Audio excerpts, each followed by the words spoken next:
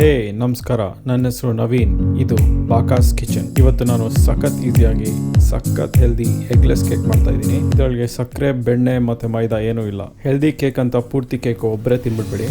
ನಂತರ okay, so ಇದಕ್ಕೆ ಬೇಕಾಗಿರೋಂಥ ಪೂರ್ತಿ ಇಂಗ್ರೀಡಿಯೆಂಟ್ಸ್ ಎಲ್ಲ ಫುಲ್ ವಿಡಿಯೋ ಡಿಸ್ಕ್ರಿಪ್ಷನ್ನಲ್ಲಿ ಕೆಳಗಡೆ ಹಾಕಿದ್ದೀನಿ.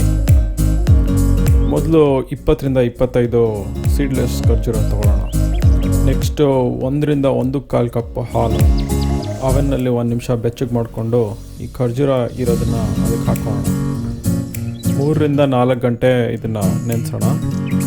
ನೆಕ್ಸ್ಟು ಮಿಕ್ಸಿ ತೊಗೊಂಡು ಇದನ್ನು ನುಣ್ಣಗೆ ಗ್ರೈಂಡ್ ಮಾಡ್ಕೊಳ್ಳೋಣ. ನೆಕ್ಸ್ಟು ಒಂದು ದೊಡ್ಡ ಮಿಕ್ಸಿಂಗ್ ಬೌಲ್ ತೊಗೊಂಡು ಖರ್ಜೂರ ಮಿಕ್ಸ್ನ ಅದಕ್ಕೆ ಹಾಕೋಣ. ಈಗ ಅರ್ಧ cup extra Virgin olive oil ತೊಗೊಳ್ತಾ ಇದ್ದೀನಿ. ನೀವು ಆ್ಯಕ್ಚುಲಿ ಸನ್ಫ್ಲವರ್ ಆಯಿಲು ಇಲ್ಲ ಬೇರೆ ಎಣ್ಣೆನೂ ಉಪಯೋಗಿಸ್ಬೋದು. ನೆಕ್ಸ್ಟ್ ಇದನ್ನು ಚೆನ್ನಾಗಿ ಮಿಕ್ಸ್ ಮಾಡ್ಕೊಳ್ಳೋಣ.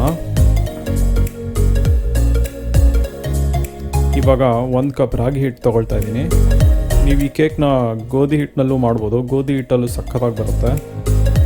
Next 1 teaspoon baking powder, 1/4 teaspoon baking soda ತೊಗೊಳ್ತಿದ್ದೀನಿ. ಸುಮಾರು 5 ಖರ್ಜೂರ, 1 ಹಿಡಿ ವಾಲ್ನಟ್ಸ್ ತೊಗೊಂಡು ಸಣ್ಣದಾಗಿ ಕಟ್ ಮಾಡ್ಕೊಳ್ಳೋಣ. ನೆಕ್ಸ್ಟು ನನ್ನ ಫೇವ್ರೆಟ್ ಇಂಗ್ರೀಡಿಯೆಂಟ್ ಆರೆಂಜ್ ಸಿಪ್ಪೆ ತುರ್ಕೊಳ್ಳೋಣ. ಇವಾಗ ಅವೆನ್ನ 175 ಡಿಗ್ರಿಗೆ ಹೀಟ್ ಮಾಡ್ಕೊಳ್ಳೋಣ. ಎಲ್ಲ ಇಂಗ್ರೀಡಿಯೆಂಟ್ಸ್ ಮಿಕ್ಸ್ ಮಾಡ್ಕೊಳ್ಳೋಣ.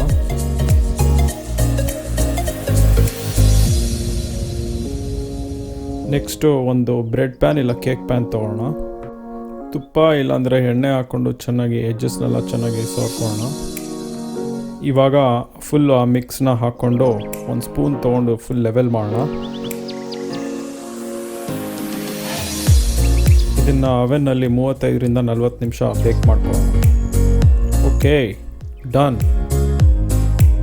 ಇವಾಗ ಇದನ್ನು ಪ್ಲೇಟ್ ಮಾಡೋಣ. ಓಕೆ, ಇವಾಗ ಟೈಮ್ ಬಂದಿದೆ. ನಿಮಗೆ ರಾಗಿ ಕೇಕ್ ಇಷ್ಟ ಆಯಿತಾ, ಗೋಧಿ ಕೇಕ್ ಇಷ್ಟ ಆಯಿತಾ ಅಂತ ಕೆಳಗಡೆ ಕಾಮೆಂಟ್ ಮಾಡಿ ನನಗೆ ಹೇಳಿ. ಓಕೆ, ಈ ವಿಡಿಯೋ ನೋಡಿದ್ದಕ್ಕೆ ಥ್ಯಾಂಕ್ ಯು. ನಿಮಗೆ ಈ ರೆಸಿಪಿ ಇಷ್ಟ ಆಯಿತು ಅಂದರೆ ಲೈಕ್ ಮಾಡಿ, ಕಾಮೆಂಟ್ ಮಾಡಿ, ಆಮೇಲೆ ನಿಮ್ಮ ಫ್ರೆಂಡ್ಸ್ ಜೊತೆ ಶೇರ್ ಮಾಡಿ.